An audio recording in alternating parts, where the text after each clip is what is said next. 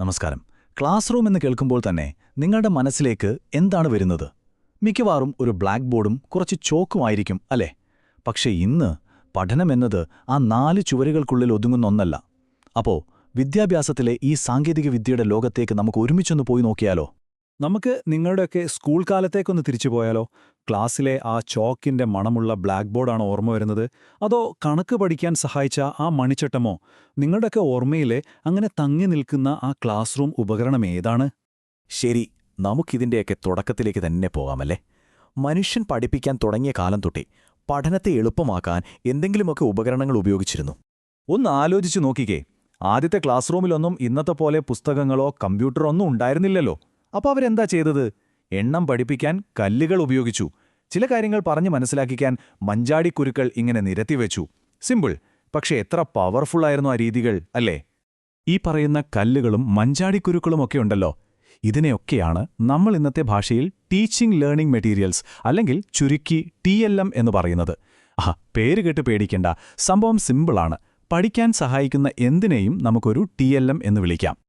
അപ്പോ എന്തിനാണ് ശരിക്കും ഈ ഉപകരണങ്ങളൊക്കെ? ഉത്തരം വളരെ സിമ്പിളാണ്. ഇതൊക്കെ കുട്ടികളിൽ ഒരു ക്യൂരിയോസിറ്റി ഉണ്ടാക്കും. ബോരടിപ്പിക്കുന്ന പാഠങ്ങളുണ്ടല്ലോ, അതിനെയൊക്കെ രസമുള്ള കളികളാക്കി മാറ്റും. ടീച്ചർമാരുടെ സമയം ലാഭിക്കുകയും ചെയ്യും. ചുരുക്കി പറഞ്ഞാൽ പഠനമെന്നത് വെറുമൊരു ഏർപ്പാടല്ലാതെ ഒരു അടിപൊളി അനുഭവമാക്കി മാറ്റുന്നു. ഓക്കെ, ഇനി നമുക്ക് അടുത്ത ഘട്ടത്തിലേക്ക് കിടക്കാം. കാലം മാറിയതിനനുസരിച്ച് ഈ ക്ലാസ് റൂമിലെ സാങ്കേതിക വിദ്യകൾക്കൊക്കെ എന്ത് മാറ്റമാണ് വന്നതെന്ന് നോക്കിയാലോ? അപ്പോൾ നോക്കൂ, 20-ാം നൂറ്റാണ്ടിലെ ആ ചോക്ക് ബോർഡിൽ നിന്ന് നമ്മൾ എങ്ങോട്ടാ എത്തിയത്? പിന്നെ റേഡിയോ വന്നു.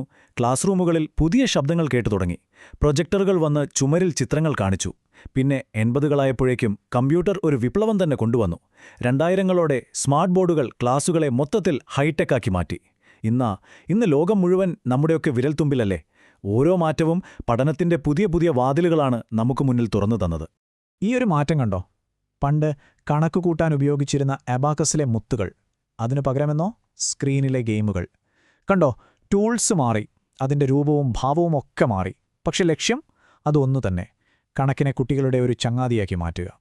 അപ്പോൾ ഈ ടെക്നോളജിയെ നമുക്ക് പ്രധാനമായും രണ്ടായിട്ട് തിരിക്കാം.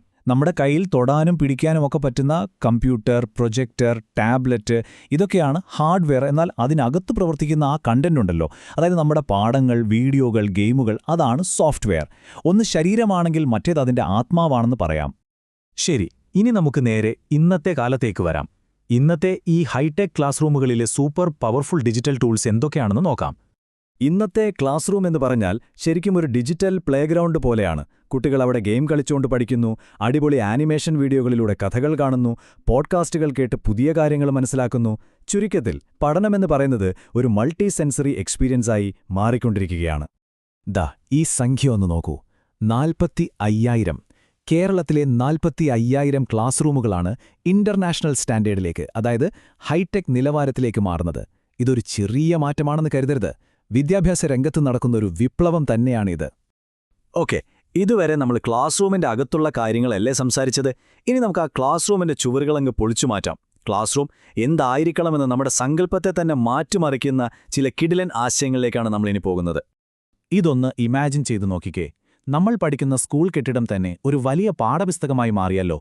ചുവരുകളിലൊക്കെ സാഹിത്യകാരന്മാരുടെ ചിത്രങ്ങൾ, കയറിപ്പോകുന്ന കോണിപ്പടികളിൽ മാത്സ് ഫോർമുലകൾ. ചുമ്മാ സ്കൂളിലൂടെ നടക്കുമ്പോഴേക്കും നമ്മൾ അറിയാതെ തന്നെ കുറേ കാര്യങ്ങൾ പഠിച്ചു പോകും. അതാണ് building as A learning aid, അഥവാ ബാല എന്ന ആശയം. പക്ഷേ ഈ ആശയം വെറും കെട്ടിടത്തിൽ മാത്രം ഒതുങ്ങി നിൽക്കുന്നില്ലട്ടോ.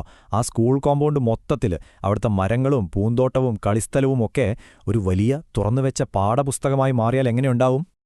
അപ്പോൾ ഈ പറയുന്ന ജീവനുള്ള പാഠപുസ്തകം എങ്ങനെയാ വർക്ക് ചെയ്യുന്നത്? സിമ്പിളാണ്. കുട്ടികൾ പ്ലാസ്റ്റിക് കുപ്പികൾക്ക് പകരം സ്റ്റീൽ ബോട്ടിലുകൾ ഉപയോഗിക്കാൻ തുടങ്ങുന്നു. സ്കൂളിലെ ഭക്ഷണാവശിഷ്ടങ്ങളൊക്കെ കമ്പോസ്റ്റാക്കി മാറ്റി അവരുണ്ടാക്കിയ പച്ചക്കറിത്തോട്ടത്തിൽ തന്നെ വളമായി ഉപയോഗിക്കുന്നു. ചുരുക്കത്തിൽ പ്രകൃതിയെപ്പറ്റി വെറുതെ പുസ്തകത്തിൽ വായിക്കുന്നതിനു പകരം അവർ പ്രകൃതിയോടൊപ്പം ജീവിച്ചു പഠിക്കുകയാണ്. അപ്പോൾ നോക്കൂ, ഇങ്ങനെ ഒരു ക്യാമ്പസിൽ പരിസ്ഥിതി പഠനം എന്നത് ഒരു പ്രത്യേക പീരിയഡിൽ ഒതുങ്ങുന്ന വിഷയമല്ലാതായി മാറും. അതവരുടെ ജീവിതത്തിന്റെ തന്നെ ഒരു ഭാഗമാകും. ഒരു ചെറിയ ചെടി സ്വന്തമായി നട്ടു വളർത്തുമ്പോൾ അവർ പഠിക്കുന്നത് ഒരു മുഴുവൻ ഇക്കോസിസ്റ്റത്തെക്കുറിച്ചാണ്.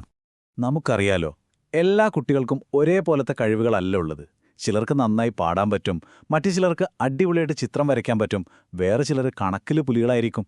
അപ്പോൾ ഈ കഴിവുകളൊക്കെ പാഠപുസ്തകത്തിന് പുറത്ത് വളർത്തിയെടുക്കാൻ ഒരിടം വേണ്ടേ? അതാണ് ടാലന്റ് ലാബ്. ഓരോ കുട്ടിയുടെയും ഉള്ളിൽ ഒളിഞ്ഞിരിക്കുന്ന ആ ഒരു സ്പാർക്ക്, ആ ഒരു പ്രതിഭയെ കണ്ടെത്താനുള്ള ഒരു ശ്രമം. അപ്പോൾ ഇത്രയധികം ടെക്നോളജിയും പുതിയ പുതിയ ആശയങ്ങളുമൊക്കെ നമ്മുടെ കയ്യിലുണ്ടെങ്കിലും വിദ്യാഭ്യാസത്തിലെ ഏറ്റവും പ്രധാനപ്പെട്ട, ഏറ്റവും നിർണായകമായ ഘടകം ഏതാണെന്നറിയാമോ? ഒരു സംശയം വേണ്ട, അത് നമ്മുടെ ടീച്ചർ തന്നെയാണ്. ഇപ്പോൾ നോക്കൂ, ഏറ്റവും വില കൂടിയൊരു ക്യാമറ കയ്യിൽ കിട്ടിയെന്ന് കരുതി ഒരാൾ നല്ലൊരു ഫോട്ടോഗ്രാഫറാകണമെന്നില്ലല്ലോ, അല്ലേ?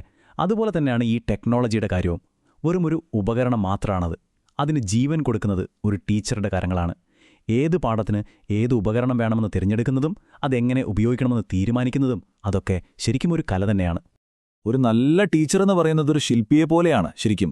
അവർ ശരിയായ ഉപകരണം തിരഞ്ഞെടുക്കുന്നു, ചിലപ്പോൾ സ്വന്തമായിട്ട് തന്നെ പുതിയത് ഉണ്ടാക്കുന്നു, എന്നിട്ട് അത് ക്ലാസ്സിൽ ഉപയോഗിച്ചു നോക്കുന്നു, അതിൻ്റെ ഫലം എങ്ങനെയുണ്ടെന്ന് നോക്കി വീണ്ടും വീണ്ടും മെച്ചപ്പെടുത്തുന്നു. ഇതൊരിക്കലും അവസാനിക്കാത്തൊരു പ്രോസസ്സാണ്. അവരുടെ ആ ഒരു പാഷന്റെ ഭാഗമാണത്. ഈ ഒരു ഉദ്ധരണി നമ്മുടെ അൾട്ടിമേറ്റ് ഗോൾ എന്താണെന്ന് കറക്റ്റായിട്ട് പറയുന്നുണ്ട്.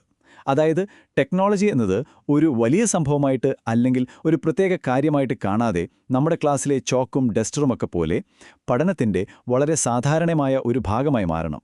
അപ്പോൾ നമ്മൾ ഇതുവരെ സംസാരിച്ച കാര്യങ്ങളൊക്കെ നമ്മളെ ഒരു വലിയ ചോദ്യത്തിന് മുന്നിലാണ് എത്തിക്കുന്നത്. സ്കൂൾ കെട്ടിടവും അതിൻ്റെ കോമ്പൗണ്ടുമെല്ലാം പഠിക്കാനുള്ള ഉപകരണങ്ങളായി മാറുമ്പോൾ അപ്പോൾ നാളത്തെ ക്ലാസ് റൂം എന്തായിരിക്കും? എങ്ങനെയുള്ളതായിരിക്കും? ഒന്ന് ആലോചിച്ച് നോക്കൂ.